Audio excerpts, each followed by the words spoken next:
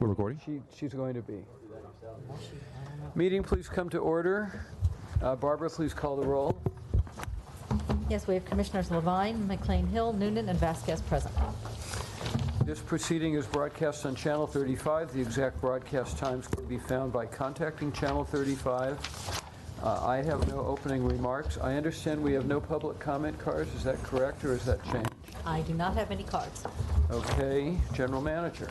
Yeah, just a couple things. At your places, you'll see we always like to bring you advertisements and recruitment advertisements that we have. This is Professional Women's Magazine, and there's a really nice recruitment ad in there. Make sure Jill sees that when she gets here. I will, but we're looking at all different avenues that we can, things that we haven't done in the past, so that we can reach the entire community in our recruitment efforts. And then I'd like to next turn it over to Andy, who will Andy Kendall. Sorry, there's two Andys sitting side by side over there. So first with Andy Kendall to give an update on the windstorm. Good morning, Commissioners. So as you know, we had about a 24-hour windstorm, started about 7 o'clock, where we started having trouble about 7 o'clock yesterday through this morning. We had a total over the 24-hour period of about 79,000 customers out, a large number of that due to a pothead failure at one of our distributing stations in the Vermont-Slauson area. We had a 34.5 line that came down across one of our feeders going into that station, and then that caused the pothead to fail. All of our customers were restored within 24 hours.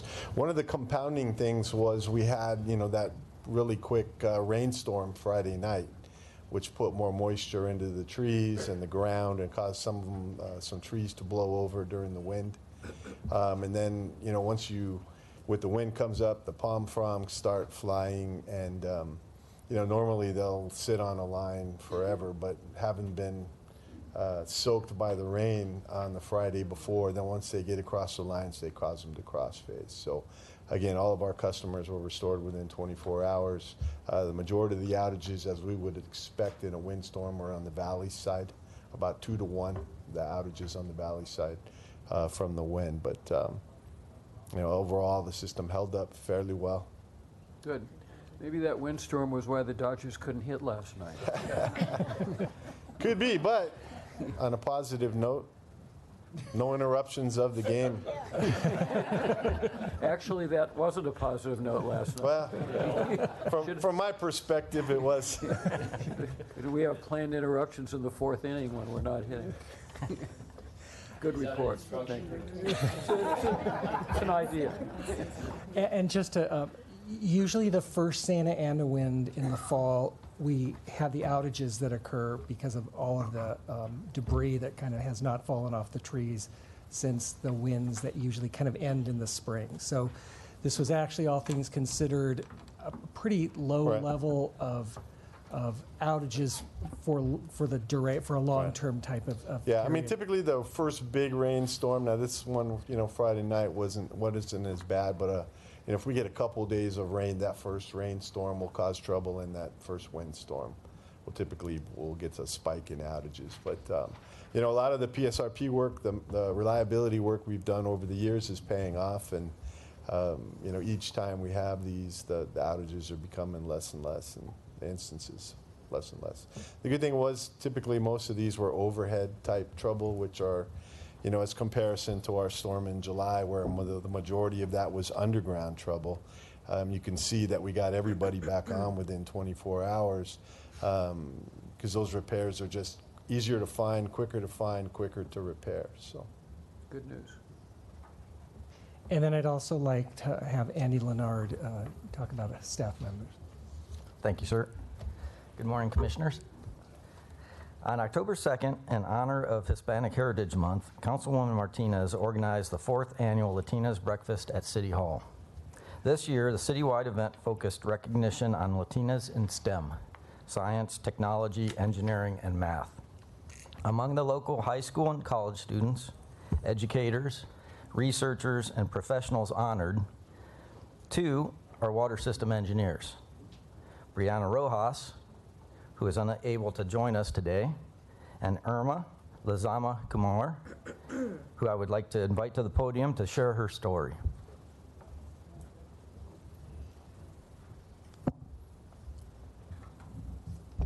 Good morning, everyone. I'm Irma Lesama Kumar, and I immigrated to the United States when I was 15 years old. And I went straight to Van Nuys High School as a 10th grader because of my age. I was placed in ESL 1 and basic math, even though I had already done trig, beginning of trig in my native country of Peru. Quickly, it was obvious, apparent to my teachers that I was more capable in math and I should move on. I was forced to move on to Algebra 1, even though I did not want to do it because I was so afraid of the language. I quickly realized that I was excelling in math, and that developed my passion for the math and sciences. After 3 years of Van Nuys High School, I went to UCLA to get my Bachelor's of Science in Civil Engineering.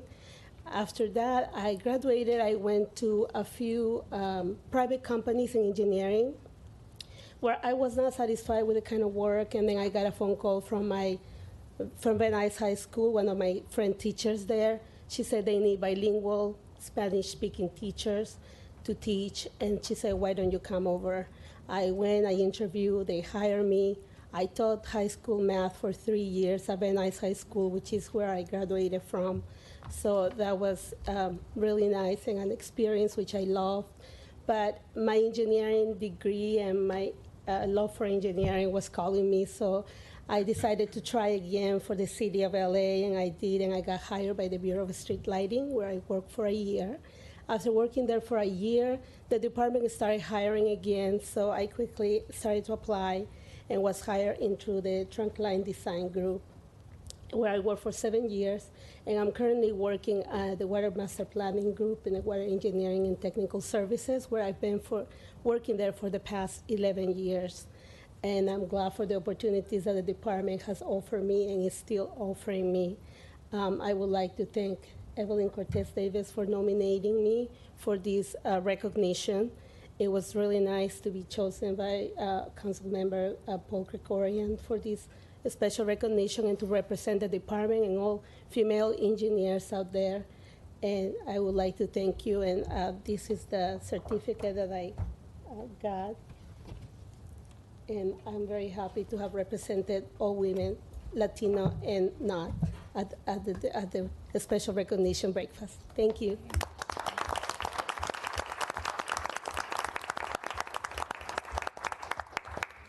We are very proud of you, and job well done. If I might add, and on Brianna's behalf, I had the opportunity to interview her in my customary one-on-one when she joined us in WETS as a mechanical engineering associate, and her story was particularly compelling and I think a success of the overall STEM program. She actually was a history teacher that got assigned here in LA to teach science. And as she was trying to figure out how to adjust her approach, she decided to have industry professionals come in and present to the class. After hearing a number of engineers come through the program presenting, she decided that sounded like interesting work, went back to school while working and got her degree in mechanical engineering and joined us here, which I think is a fantastic example of the power of getting out there and talking about what's being done and what you do and the excitement, and shows what can happen. So thank you very much. So it's a wonderful story. It's great, really great. Thank you. That's all. That was a nice report. Thank you. Comments from commissioners on agendized items and requests from commissioners relating to departmental operations. Commissioner Noonan. I simply wanted to make a quick statement in that Commissioner Vasquez and I felt incredibly proud and honored to participate in the department's Accelerating Diversity WBE networking event, which took place on September 26th. It was very, very well attended. Many of our vendors, our employees, and prospective employees attended the event. And I applaud the department taking on the initiative to create this, being the first event that we've hosted here. and I hope it becomes an annual tradition. Commissioner Um, McLean-Hill. Is this the point in the agenda where we ask for items to be called special? Items to be what? To be pulled? Not, almost. Almost? Okay.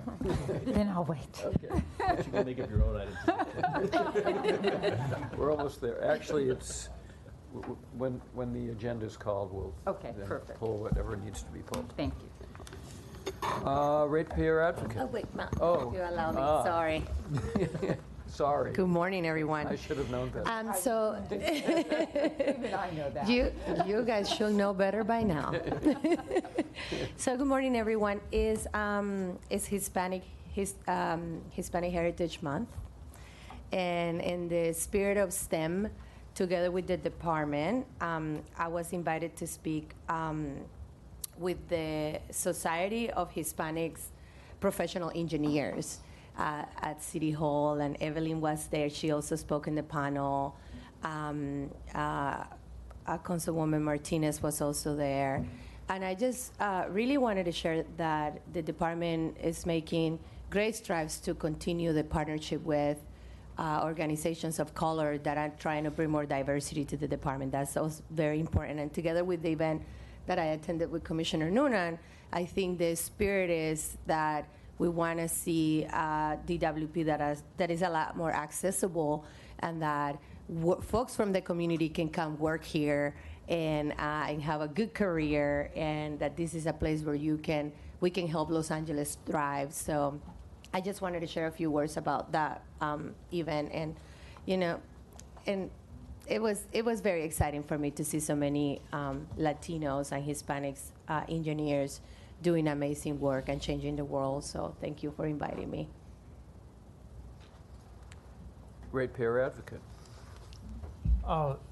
We'll have comments, brief comments on items 13 and 14 matching our report.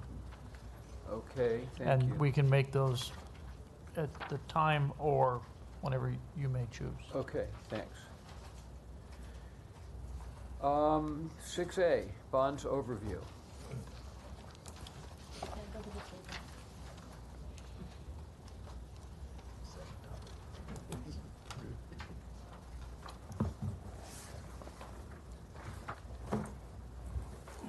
Good morning, Commissioners. Ann Santilli, Interim Chief Financial Officer, and with me is Peter Nguyen, our Assistant Director from Finance and Risk Control, and Sung, our advisor from Public Resource Advisory Group. He's a municipal advisor and helps us with our bond sales. So on slide 1, the department capital investments are necessary for the department to continue to provide reliable water services, to improve water quality, to protect water supplies, and to transform our generation resources.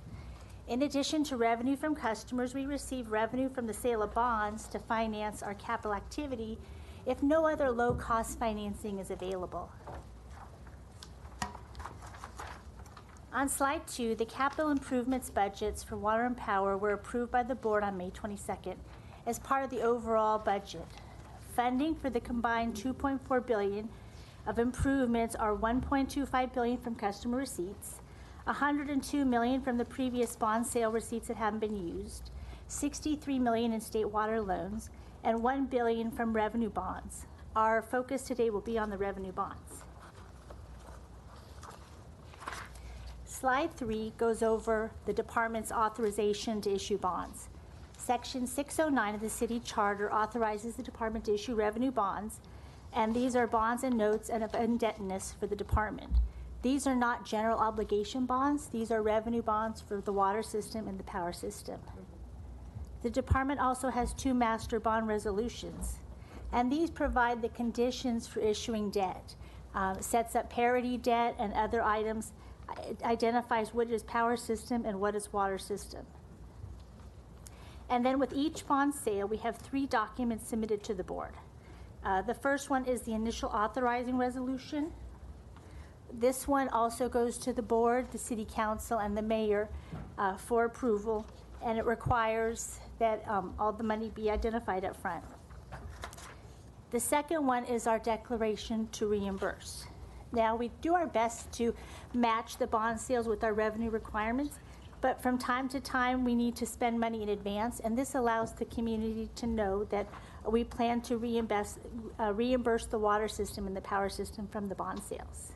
And then the last document is the supplemental resolution, and this sets forth all the details of the bond sale.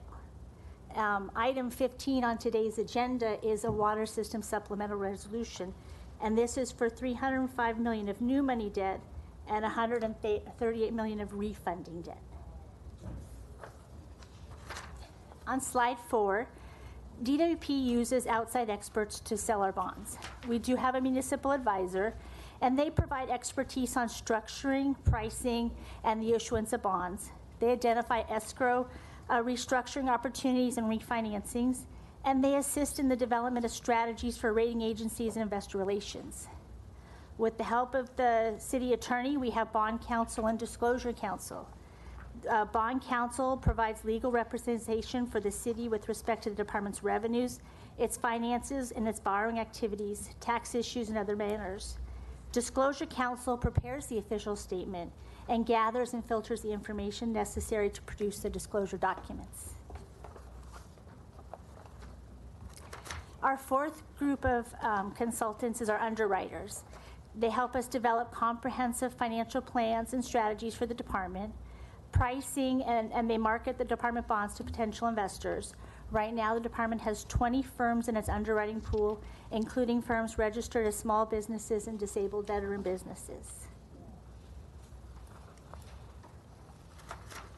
On slide 5 is the documents that we issue. The first one is our preliminary official statement. This is a version of the official statement prepared for potential investors. It assists with marketing the department bonds, disclosing risk, and other material information. It also includes the revenue source to repay the bonds, general information about the department, whether it's water system or power system, selected financial information, our latest audited financial statements, and legal matters and other material information that would be interesting to a potential bond buyer. Once the preliminary official statement has been completed and the bonds are sold, we prepare an official statement. And this provides all the details of the bond sale after the sale, going through the maturities once their bonds are sold, a final document. And then the third document is a reoffering memorandum. It's an official statement used at reoffering of various issued debt like variable rate bonds during the replacement of our standby purchase agreements on the variable rate debt. On slide 6 is our ratings. On slide 6, we show the rating scale on the left and Water and Power's ratings on the right. As you can see, we receive a high grade for Moody's, S&P, and Fitch. At least annually, we meet with each rating agency to go over our credit strengths, how we're meeting new legislation, and our financial performance. On slide 7 is our fixed rate bonds. We have short-term and long-term maturities. We do have call provisions at 10 years. Our average total interest cost for the last 2 sales was 3.65%, which is very favorable. We also have the state revolving loan funds for the water system. This is a very low-cost loan. We average about 1.058%. So we take advantage of those loans whenever we have the opportunity. On slide 8, that's our variable rate demand bonds. We have those that have an interest rate of approximately 1.35%. They reset daily or weekly, and option to tender the bonds on reset dates. We also have commercial paper, which has a maximum of 260 days, and it provides construction financing that will be funded by another source. And then we also have direct loan purchases, which have an average rate of 1.57%. And then we do have a revolving line of credit which provides flexibility in our liquidity, provides funding for working capital if necessary, and they're also issued at very low interest rates. On slide 9 shows DWP's debt portfolio as of September 30th. As of September 30th, 2018, 85% of the power system debt was fixed rate, with the remaining 15% as variable, while 94% of the water debt was fixed and the remaining 6% was variable.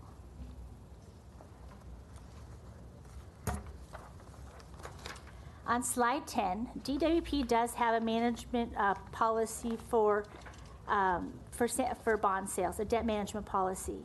It sets forth comprehensive guidelines for the issuance and management of debt, adheres to sound financial management practices, including timely repayment of debt, borrowing at the lowest net cost of capital, balancing risks associated with any action or inaction, maintaining financial stability and flexibility, and preserving strong credit ratings, and enhancing good investor relations. It also outlines our compliance with regulatory agency disclosure requirements. We're responsible for complying with SEC rules, specifically 15 C212. We also have to comply with Municipal Securities Rulemaking Board notification and annual reporting, and IRS rules and Senate Bill 1029 reporting requirements on the California Debt Advisory Commission. On slide 11, over the last 8 years, DWP has been able to refinance $4.79 billion of previously issued debt at lower rates, which has generated a cash flow savings of $995 million, or a present value savings over $770 million. That concludes our presentation, and we're available for questions. Are there questions? You appear to have answered all the questions with a very comprehensive report, which we very much appreciate. Thank you. Thank you. Measure of W update. The water system is going to present a little recap of the County Measure W, which is the Safe Clean Water Program. It's a parcel tax that's being proposed for the November ballot to help better manage our stormwater. There's been a committee formed that I was on for the last about year by LA County. So it's an LA County measure, but there's been a lot of questions about how this impacts us and our operations. Commissioner Lewine, I know you and I talked a couple weeks ago about people asking you our opinion on this, so the city has taken a position on this. So today we have Evelyn Cortez Davis, who's Assistant Director of Water Resources, joined by Art Castro, who manages our Watershed Management Group. And we also have Dan Lafferty from LA County. He's the Assistant Deputy Director of LA County Department of Public Works, here if we have any questions for him. But I just want to give you a recap on this because you may get questions about how this affects us or impacts us, or what the department of the city's opinion is on this. So I'll let Evelyn and Art take it away. Thank you, Marty. Good morning, commissioners. Thank you very much for making time to learn a little bit about this measure. Just going to go over the agenda, and I'm going to hand it over to the most knowledgeable person on our team and Water Resources on this to talk about it. So we're going to go over a brief overview of what Measure W entails, the scope, and some of the factors that will be considered. Then Art will give you a sense of how this connects with our award-winning, nationally recognized Stormwater Capture Master Plan that this board approved back in 2015. And then we'll close with some opportunities for collaboration that we have in front of us when it comes to stormwater capture. So Art Castro, please take it away. Thanks, Evelyn. Good morning, commissioners. Art Castro from Water Resources. I'd like to thank you for this opportunity. So I'm going to dive right in. So what is Measure W? The purpose of this initiative is to provide local and dedicated funding for stormwater capture that has various benefits. Primarily stormwater capture, which is integral to our stormwater capture program. It also has water quality benefits, and by that I mean cleaner water bodies such as the LA River and the beaches by capturing the stormwater upstream. It also has protection of public health and other community attributes that are vital to our community. So I'm going to discuss 4 quick facts. This is a parcel tax for 2.5 cents per 1 square foot. So a good translation would be $25 per 1,000 square feet of permeable soils in your property. So that's impermeable soils in your property. So that's a good way to analyze how much you would be getting taxed.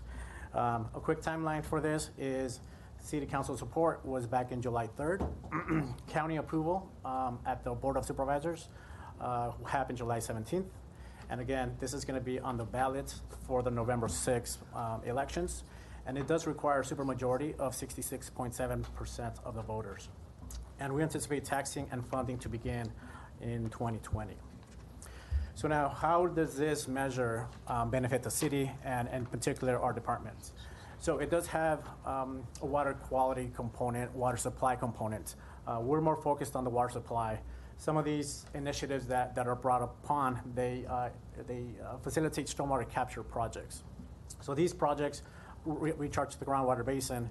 They inherently improve the water supply, improve the water quality runoff that's going to the LA River and the beaches. And they also promote increased recycled water, promote potable offsets, and at the same time provide funding for operations and maintenance. Now, a quick bullet point on this O&M. Most measures, most propositions offer money for capital improvement projects only, capital funding in essence.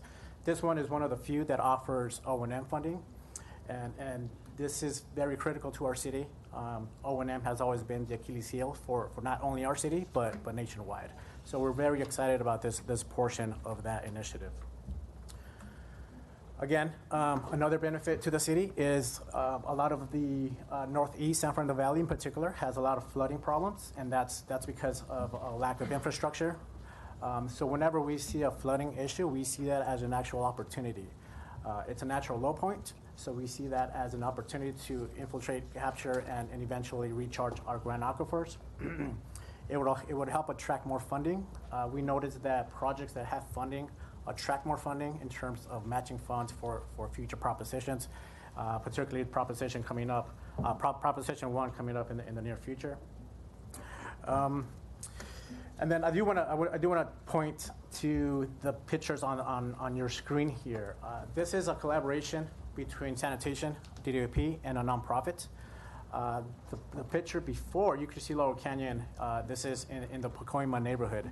This is notorious for flooding. This was a 4-stretch block of improvements that we did. So the project entailed bioswales and dry wells, which now the water is getting diverted, getting treated for water quality. And after it gets treated, then it gets into the dry wells and down into the aquifer. So this is a great example of how Measure W could help us achieve these goals. So I'm going to talk to you briefly about the breakdown and on how the county sees this per year. So it's going to be basically broken down into 3 pies or 3 segments. The regional program, municipal program, and the LAFC administrative fee. So it's going to be a 10% fee for the administrative, and this is going to be oversight, make sure the projects are on time. There's going to be auditing, so on and so forth. The 40% for the municipal, that's strictly for each of the cities that are being taxed. That revenue is going to stay within that particular city. So that's a very important portion of it. The regional program, this is going to be based on watersheds. So I'll get into that in the next slide, but that watershed portion is going to stay within that same watershed. And again, this will exclude low-income seniors and governmental properties.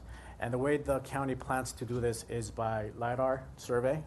It's aerial survey which will determine the property's impermeable and permeable surfaces, and that's the basis for the tax. Can you repeat that? It'll exclude low-income citizens and what? It will exclude low-income seniors and governmental properties. Rental. Governmental. Governmental. Oh, governmental. Yeah. Okay, I didn't understand. Or public agencies. So it includes everybody else? Yes. Residential and commercial? Correct. Okay. But property owners, only property owners. Yes. Yes. So now, like I previously mentioned. All right, let me jump in real quick. So Sure. just real clearly, so what they're doing is that they assume that where rain falls on native soil, that the idea is that it soaks in, and we actually get return credits on that now, say in the San Fernando Valley. But it's where it falls on a hard surface, whether it's a house that has runoff or whether it's concrete and that sort of thing. That's the runoff that the city is charged with controlling. And so we have a situation where LA Sanitation is responsible for pollution running off into the waterways from the city streets, which is a monumental task and it's a unfunded mandate that has to be met.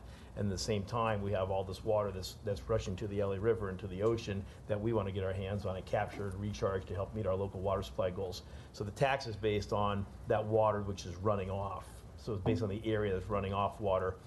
So you could own half the San Fernando Valley if you had a 1,000 square foot piece of concrete, you're only going to pay $25, but we know that's not the situation. But basically, we're trying to get to where the water is coming from, and then use these funds to deal with that water that's running off into the environment. I support this and know enough about it, but not fully enough about it. But I know enough about it to have decided to support it. But I'm curious, just broadly speaking, with regard to our stormwater capture and intercepting water before it gets into the ocean, what will this enable us to do in that regard that we're not doing already? So Art will get to that, and one of the issues becomes for us in a nutshell is that we contribute toward projects that make financial sense in terms of how much the water is worth that we capture. There's a lot of other reasons to control water, pollution being a key one. This brings more money to the table to reach a whole other suite of projects that we can't either do the broad scope or can't do the projects by ourselves because we can't justify spending just our ratepayer money on because of our own mission. And so this expands that, and Art will explain that. Okay. Yeah. And a big follow-up to that is our department is not able to fund O&M, especially on the city right away. So we're hopeful this program would enable that to move a lot of our projects forward. I have a quick question. Given how hypothetically this money is going to be divided between these three entities, who's doing the auditing? Who's going to oversee how the money is being spent, regionally, per city? Who's going to be in charge? Sure. So the LA County is going to be in charge of the governance structure, and they in turn are going to be allotted a 10% cut of this budget for that oversight, for that operation, and for that administrative oversight. And there's actually there's probably 3 or 4, 5 dozen pages online about, if you look up Proposition W, and there's a whole description of all the ins and outs, but there's committee structures that all the people, there's NGOs, the cities that are affected, all large committee structures that help to evaluate projects. So there's criteria for projects, because one of the concerns was that you didn't want someone to do a project that was just a community benefit and didn't benefit the water issues. And so you also wanted projects that were more nature-based. And so there's a whole scoring structure and oversight committee plus auditing of that. So even the funds that the city gets, the projects, any city's projects themselves have to meet those criteria. They can't just be spent on anything else. So they have to be spent on projects that fulfill this goal. The regional projects, as Art mentioned, are divided by the people in the watershed where the money's coming from.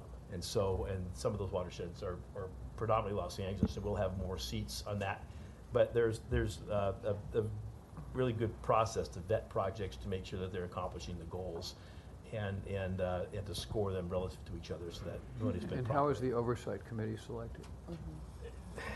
It's a long process. There's actually several committees, and I would describe them, but they're all online. But there's representatives from cities, representatives from nonprofits, representatives from the counties, and so I could get you the information, but it's online about the committee details. There's a lot of discussion that went into who would get the city to sit on the committees to make sure that no one group could control the committee.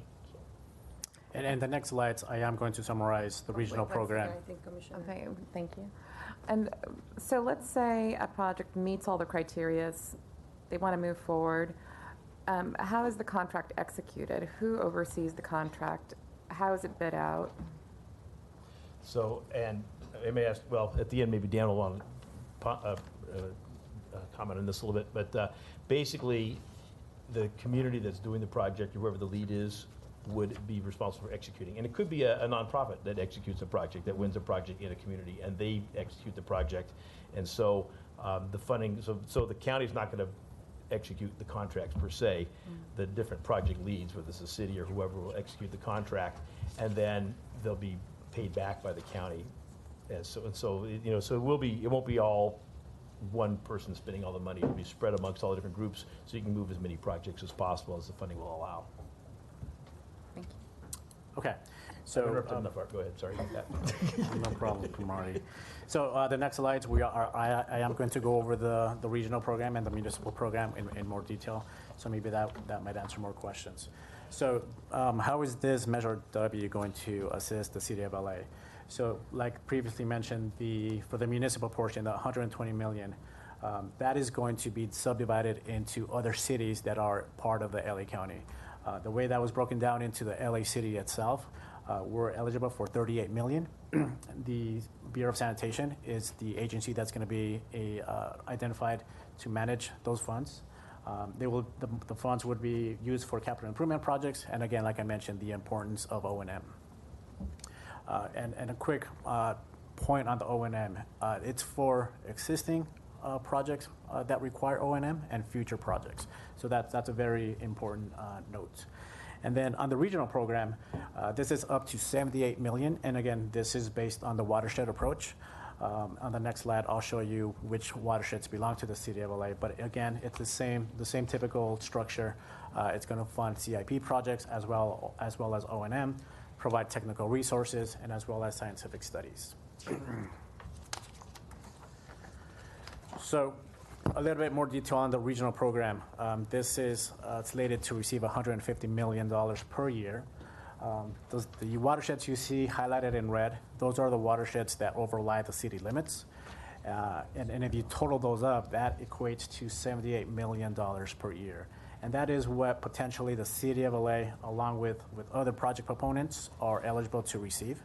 And again, like Marty mentioned, it's not just the cities, but it's also nonprofits, private developers, NGOs, so on and so forth, that have the ability to apply for these funds. So for more information on Measure W, there is a website. Like I mentioned, the elections are November 6th. So if anyone has more information, needs more information, we encourage you to visit this website here. So now, how does this Measure W correspond or plans to assist us with our stormwater capture plan and programs? So just to give you guys a brief refresher, back in August 2015, this board approved our stormwater capture master plan. This plan was awarded the 2015 Excellence in Environmental Engineering and Science Award, and this was by the American Academy of Environmental Engineers and Scientists. The plan is the first of its kind in the nation, so we're pretty proud of that.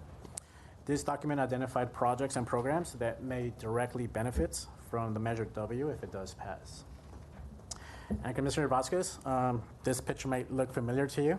That was in there. In there. Where the water. Oh, there was water there. So yeah, it's not the way you see it now. It's currently going under construction. We're revitalizing the improvements to optimize the capture in that particular site. It's one of the only spreading grounds the DWP owns, so we're very proud of that. And I do want to thank you for coming out. Our field crews were very excited to have you around. So thanks again. Can I just?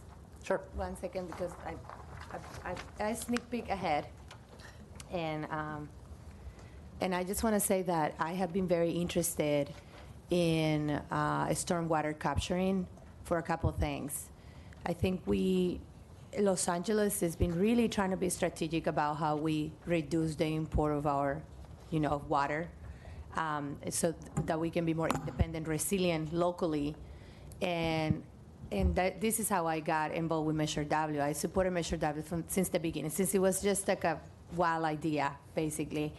And the reason why I went to Tujunga to visit was because I really wanted to see in practice how it looks like. And I wish I could pass my phone around and you can see the pictures and you can imagine the amount of water that this is going to collect and how we can utilize it. I encourage you to go yourself and see it, even if you can just drive around and just, it's incredible. And it's incredible what we're doing with the amount of funding that we had for this project. So for me, it's no-brainer. Climate change is here. We're just gonna see less and less water, less rainfall, I hope not, but it's just the reality.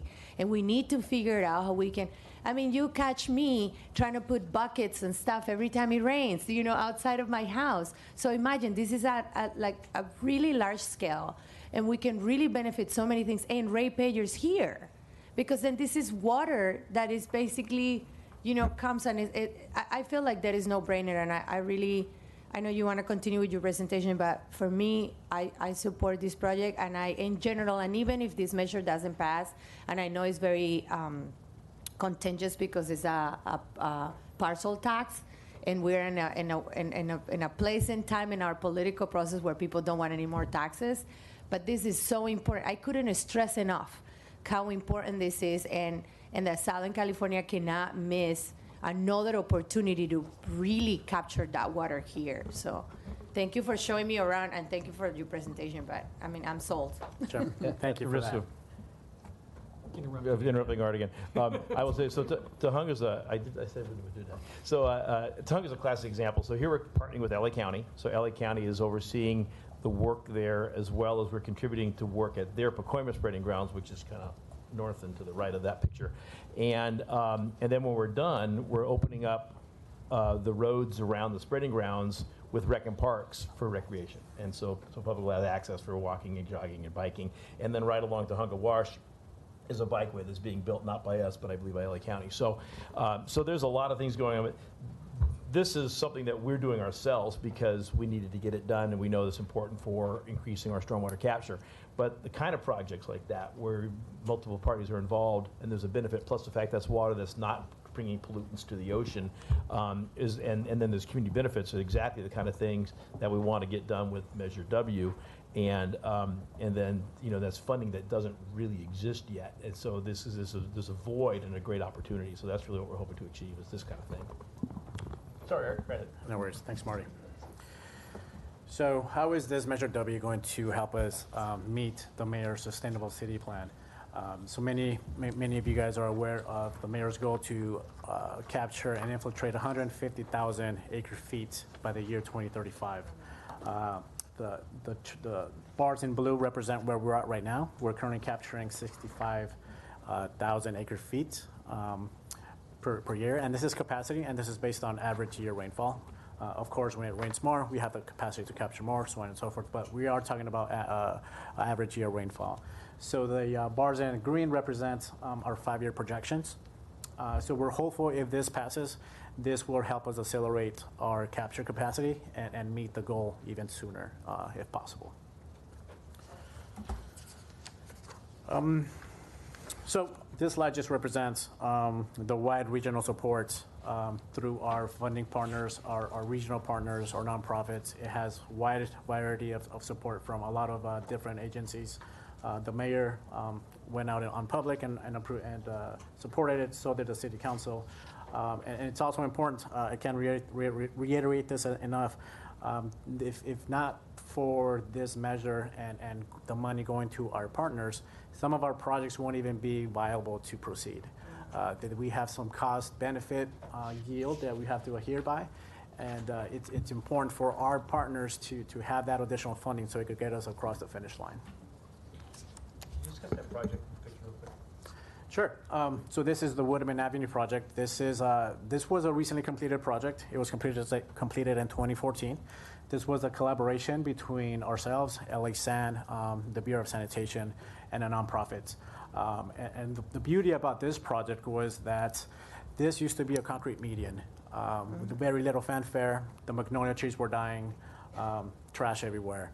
So we looked at the hydrology, and we looked at the potential for flooding, and sure enough, we channeled that water into these bioswales that eventually take it down into the aquifer.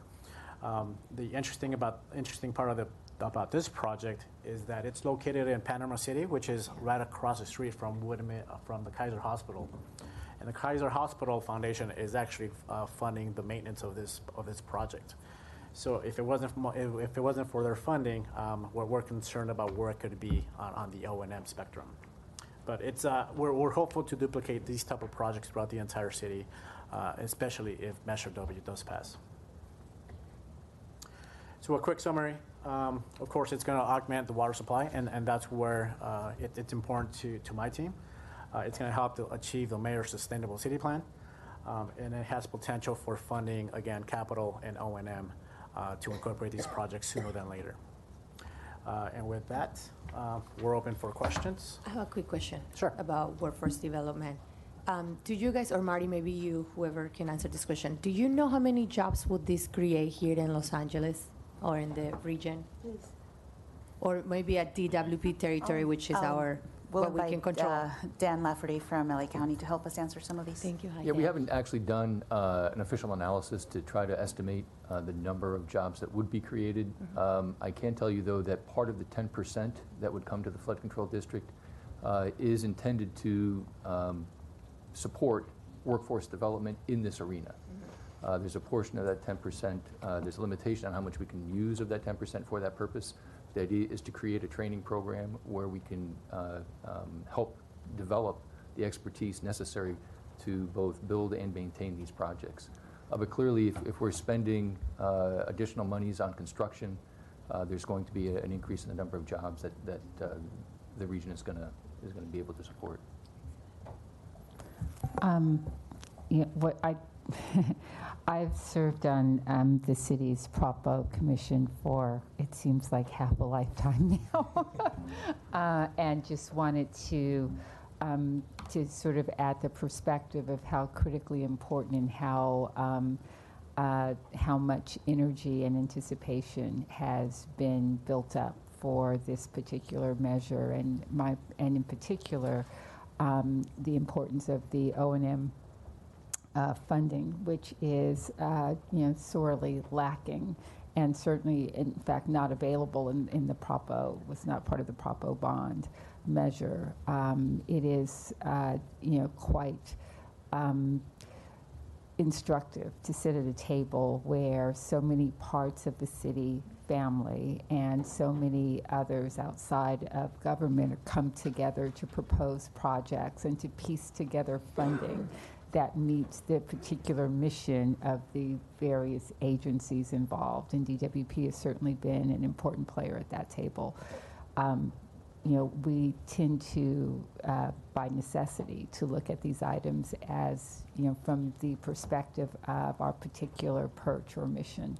But collectively, this is among the most critical funding that the region, certainly from a county-wide perspective and beyond, that we could secure. And so I'm happy to see the presentation today. And also, I know how critical all of the players have been in terms of crafting and negotiating and coming up with providing sort of the technical assistance that allowed for this kind of proposal to finally make its way before the voters. So, hopefully they will see its wisdom and appreciate the necessity of these dollars to continue multiple missions across the city. Thank you. Thank you very much. Very helpful. Sorry. Thank you. Dan, thank you for being here. We'll skip to item 8A, RPS Standard Project July. Just a couple updates. So on the energy storage, I know the Commissioner Vasquez had asked where we're proposing city-owned buildings to install energy storage and other resources. I just wanted to let you know at the Green Meadows Park and Recs facility in 2019, that is the first project that we have committed to. And we have 3 other areas that we are studying, but we've committed to the areas, but we haven't found a facility yet to do it on. And then just to let you know that on the Beacon battery storage, it went into service last Friday, October 12th, so it is now commissioned and in service. And we'll be having a ribbon cutting Wednesday, the 24th, on site. Other than that, I'll be happy to answer any other questions you might have. Other questions? Thank you. Investment report for the quarter ending June 30th, 2018. Our quarterly investment report is in your package if you have any questions. Any questions? Thank you.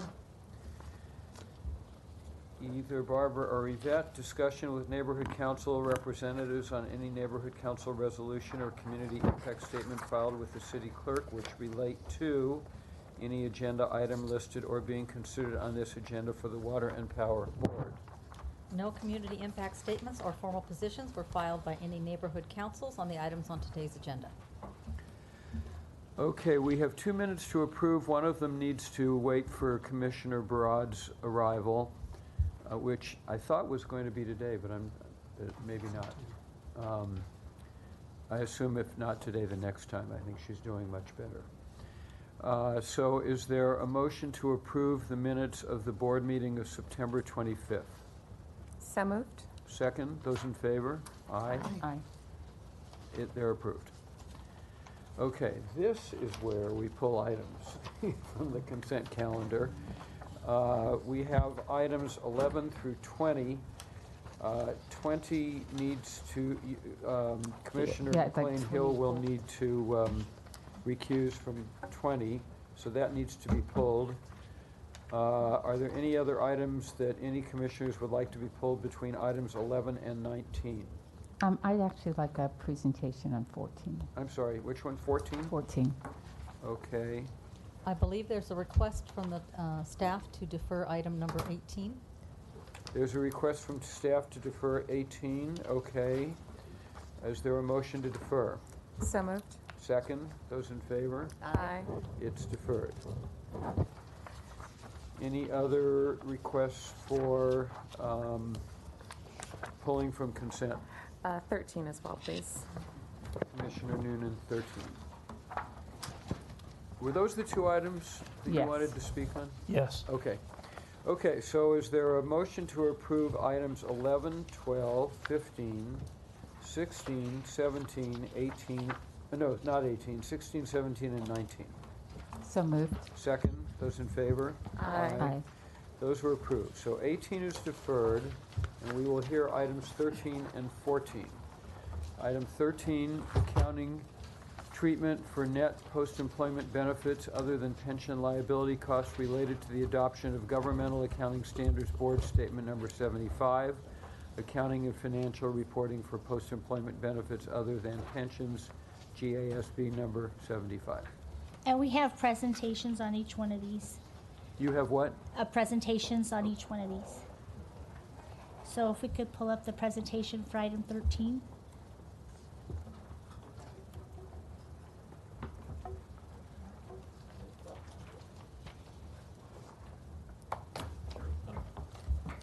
There it is.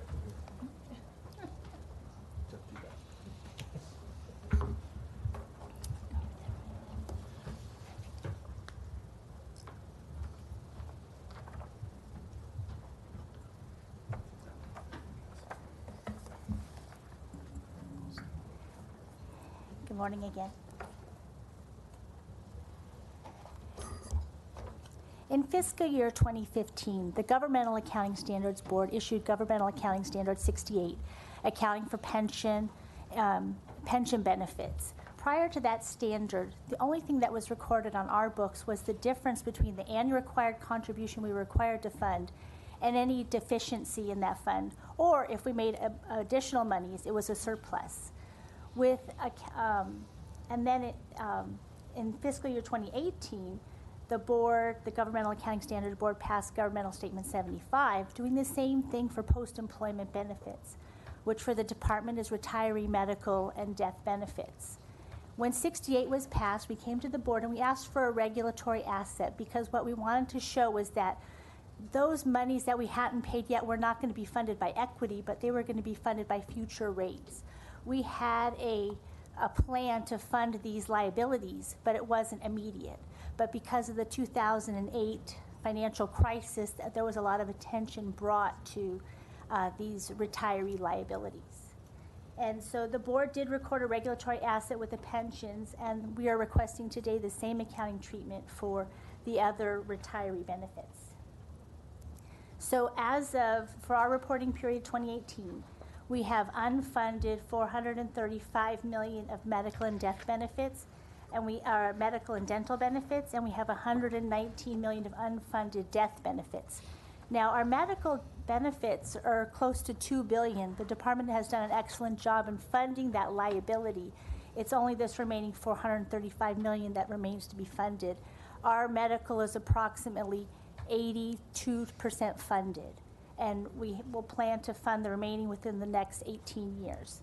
The retiree death benefits, that's $119 million. The funding policy for death benefits is done by the retirement board, and they actually bill us about $7 to $10 million a year. So we'll be working with them to see if it's more of a cash basis, an insurance type basis. We'll be working with them to see if they can bill us more on an accounting accrual basis, which is basically the way these standards are reading now. LADWP funds retiree benefits through rates.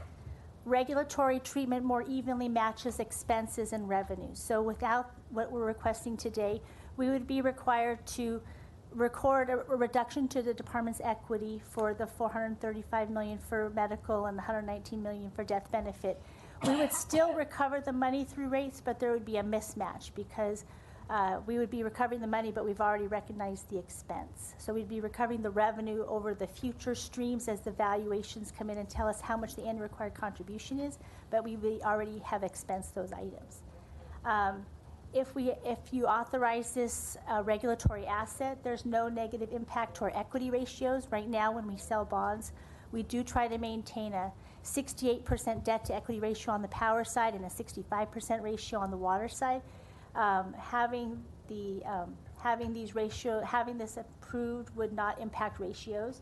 And DWP's board, you are a rate-setting board. Under governmental accounting standards, with your approval, we are allowed to record these amounts as assets to be recovered in the future. They already are included in our rates, but you're our formal board that has to also adopt that. And I'd be happy to answer any other questions. Questions? First, I'd like to hear from Dr. Pickle. I've read your report, but if you'd elaborate on your opinion. Yes, I think it's helpful to back up and talk about generally about what a regulatory asset is. Ann has covered this, but I think it's good to repeat it. A regulatory asset is a promise to pay in the future rates for an expense occurred now. And that helps defer costs, but there's a plus and a minus to deferring costs. And you can borrow against this regulatory asset. Common use is for specific litigation judgments and recovering the cost of litigation, and DWP has used that in the past, and also recovering unfunded portions of pensions over a period of time rather than a single lump sum. There are areas that are less common, like using them for energy efficiency investments and for stormwater capture. We're supporting the use for the post-retirement benefits, and we recommend the approval of this asset for up to $70 million total. $35 million has already been spent on stormwater capture. We're recommending approval up to another $35 million. Our big concern is the level of regulatory assets in the overall rate structure. And we're recommending that my office and the board come back at a future meeting that's also going to discuss another regulatory asset related to the customer care and billing system. So we can understand that in the context of the industry, and in particular, look at regulatory assets and deferred costs overall, and suggest some guidelines, not absolute limits, but guidelines for DWP moving forward. Our concern is a macroeconomic concern. Right now, the economy is in great shape. It's easy to spend, but these costs will appear in rates later, and that may be we may be in a recessionary period in the future when we're trying to recover these things in rates. So there has to be a balance. I'm concerned about two things. Earlier this morning, I attended a breakfast meeting, and one of the issues that was discussed was the outstanding issue of LAUSD's pensions and what a problem that's going to be for LAUSD in 2.5 years at the most. The last thing I want to see is the department get itself into a situation even close to that. Having served on the retirement board, you know, I really understand both positions, but what I do hear every day for people that know that I'm a commissioner is, why are my rates so high? So to try and defend our high pension costs in future rates, that's something very difficult to defend. And General Manager Wright, what's your opinion on that? So there was a change in the pensions several years ago, and we're now funding through regulatory assets the past pensions, and I know our pension funding in total is pretty high level. Probably 93% funded on our pension. And in 2014, we issued Tier 2 pensions, which require employees to pay higher contributions, take lower rates. 30% of our employees, as of the last actuarial evaluation report, are on Tier 2. So our pension costs should go down in the future.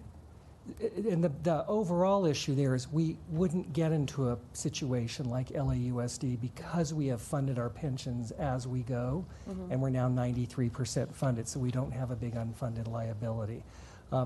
We do have this item for post-employment benefits other than pensions. And I did want to say, if we didn't adopt this, we're not in compliance with GASB recommendations. Correct. And that could change the opinion on our financial statements. Well, I think we'd be required to adopt it because we follow governmental accounting standards. If the board chose not to do this, we would take a hit to our equity. On our water side, our debt to equity ratio would go above the 65%, and we would notify the bond community that the board metrics to help have a good financial base, we need to either update it to 68% to power, or they would put us on maybe a watch to see, are we still qualified for a AA rating? So, and we're still talking right now about item 13, is that right? Item 13 is the post-employment, yes. No, I understand that. Okay, yeah, because there are two different issues raised vis-a-vis 13 and 14, so I just wanted to make sure I was clear about that. I do think the overall issue, we have spent decades at DWP funding our pension and our benefits other than pension obligations. So we've got the 80 to 93% funding that's already occurred. Many other entities have not been funding, and they've got these huge liabilities. We don't have those huge liabilities because the board and the department have been doing the right thing for decades and funding those as we go. And I think that's my point. My point is that we've been doing the right thing, and I understand wanting the flexibility of being able to use money now for other projects, but I really, you know, it's kind of like double messaging. We've been doing the right thing, and now we want to, you know, put those line items as things that we'll pay for in future rates, and I think it's a very fine balance. And what is your opinion of meeting with Dr. Pickle in his office to see maybe if there's a cap as to how much we can allocate to doing that while meeting the regulation? Absolutely committed to meeting with Dr. Pickle in his office to kind of work together to determine what the best approach to doing this is. Well, what I want to be clear on is we support doing this regulatory asset for the post-retirement benefits. And we support doing it for stormwater provided there's a limit. And it's an additional amount of about $35 million. We have more questions concerning the relative scale of the regulatory asset for the customer care and billing, and that's coming up next time. So for this agendized item relating to the pensions, you feel comfortable just not even having a limit on how it's capped? This year the number is appropriate, reasonable. The industry is getting accustomed to this. If you look at DWP's overall pension numbers relative to the 100 largest pensions in the U.S., it's a report issued by Milliman every year, and the next one is about to come out. We're probably 2 weeks short of when it will issue again. But DWP has looked good in the 80% range in the past. If we're at 93%, and these guys do their own calculations, so they differ a little bit to standardize across the industry. But if we actually make it into the 90s, we'll be looking very good relative to a lot of our peers. And I agree with that statement. However, by approving this item, it automatically renews itself. It stays permanent indefinitely. Is that not correct? Actually, this asset will amortize over 18 years, which is what the actuary has in its valuation report. So every year, this asset will go down. Because we'll 100% fund the current liability and then add 1/18 of this liability, so that at the end of the 18 years, we won't have a liability and we'll keep Yeah, I was going to say, so this funding the isn't amount. going to, this isn't an item or an action that modifies our strategy for meeting our pension obligations. Right. It's an action that characterizes how we are accounting for the past unfunded liability. And then paying for it over And paying, 18 right, years. so basically how we're characterizing it and how we're paying it off. But it isn't impacting our strategy Correct. for moving forward, how we're continuing to maintain and to meet our existing liability, I mean, our forward-moving liability. Correct. It just provides you more flexibility with how we're spending our existing revenue. And it actually more closely matches revenues and expenses. So instead of expensing this all at once, I will recognize this expense as the revenue comes through rates, which is in our current funding policy already. Okay.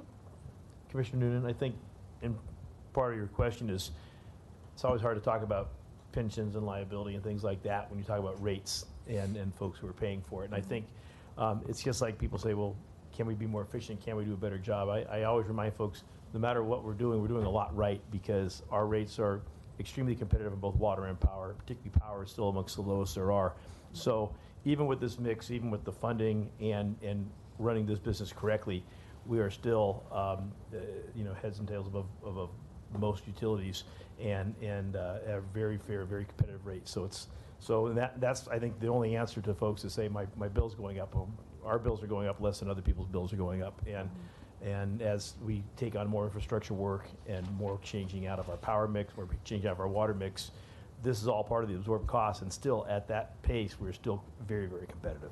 It's funny because that's usually what I say. Marty has that magic. Okay. Other questions or comments? I move passage of item 13. What? Oh, are we making motions yet? Yeah, Oh, I'd like to move item 13. I second it. Those in favor? Aye. Aye. It's approved. Thank you. Thank you very much. Now 14. Now 14.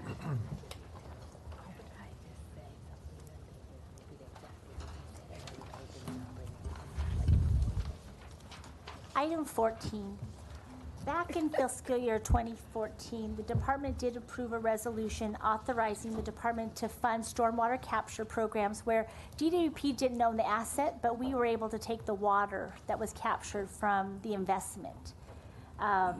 We believe that financing these stormwater capture projects is positive in that it will reduce our purchase water costs in the future because we're going to have this water going into our groundwater basin. Our current stormwater regulatory asset is $35 million.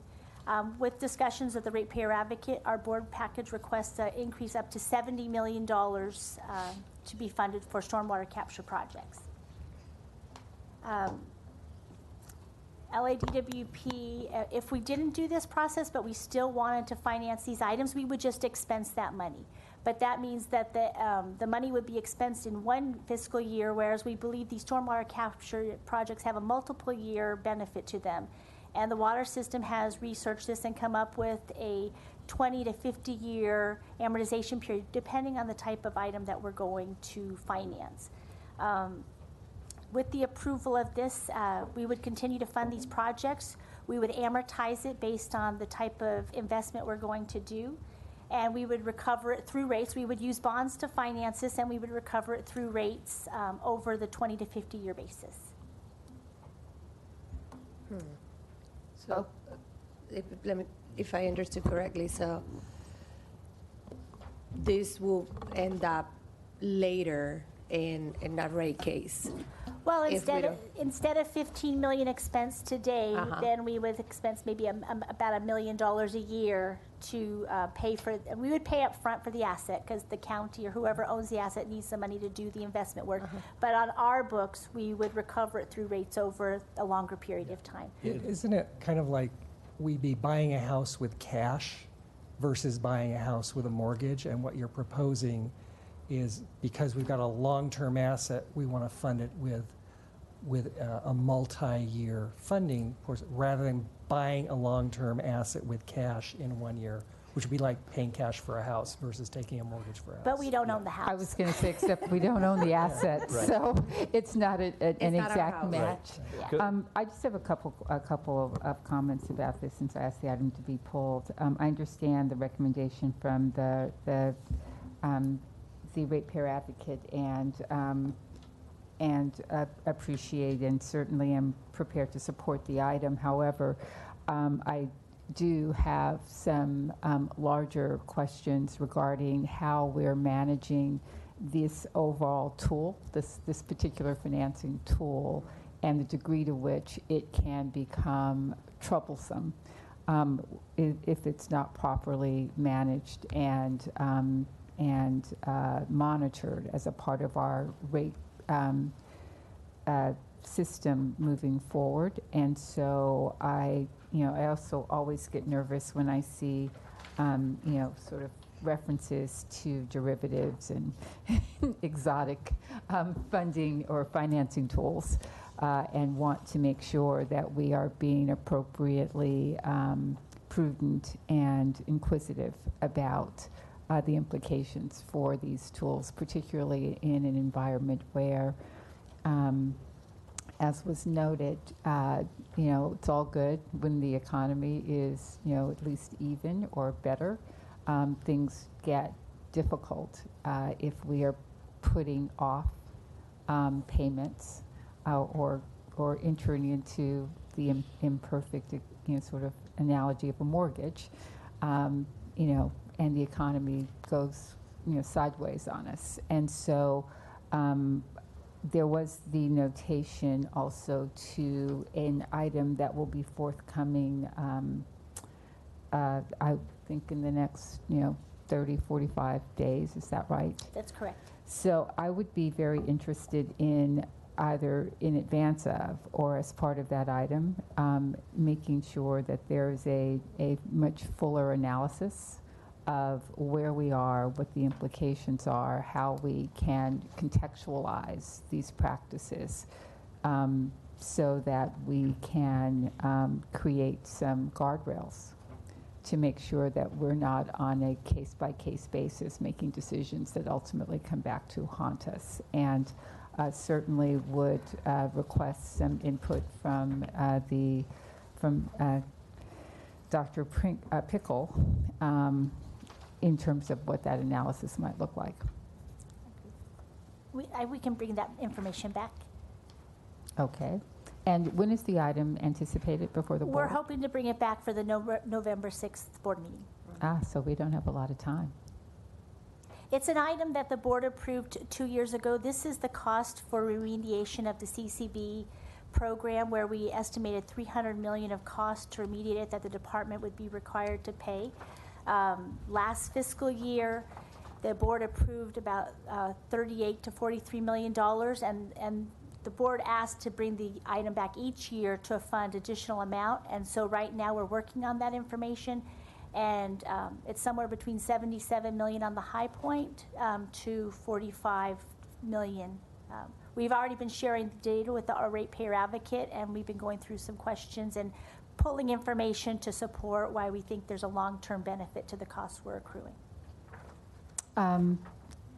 Dr. Pickle, can you please help me with this just a little bit? Because again, separate and apart from the transactional piece of it, this is what we want to do and this is why we want to do it. I am very interested in understanding the larger implications of the financing strategy. And is that part of the information that will be provided as a part of what's coming to us? Yes. Our intent is to look at the overall cumulative impact now and moving forward. For example, one point of view I'd like to point out where we differ is the regulatory asset for customer care and billing was capped at $300 million. Our estimates were it would be much less than that. So there are differences of opinion on that. But things like that, piece by piece for all regulatory assets, really need to be part of the view on cumulative impact of regulatory assets overall. David, just to you, I just want to make sure again that that we don't get lost in the weeds, and although these are very tall weeds, of approving on a sort of from a transactional perspective these kinds of items, and that we're also looking at. And I think it certainly goes to the question or the comment that that Commissioner Noonan was expressing. What does, at some point, we have to pay. So what does it mean to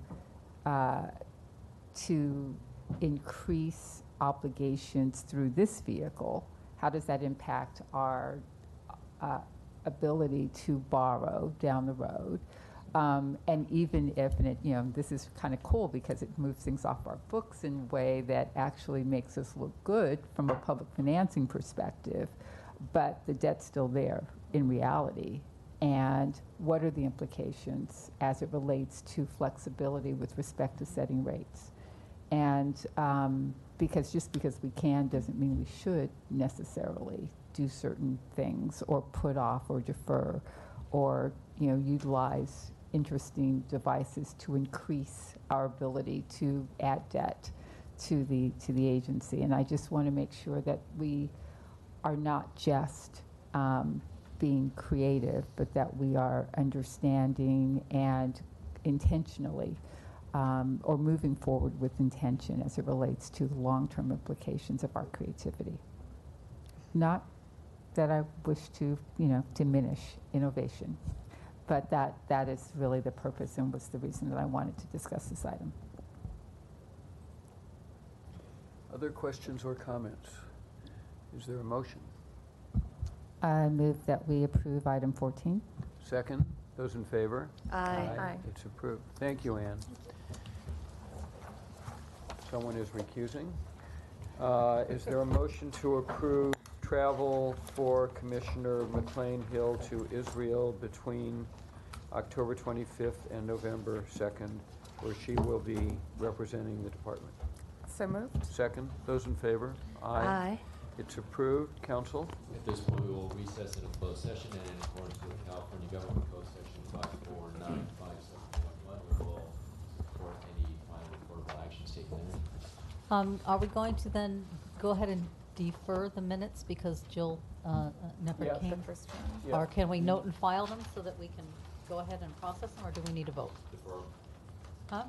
I think we have to defer Okay. until we have a quorum. All right. And, for those, Okay. yeah, until we have enough people for that. Okay.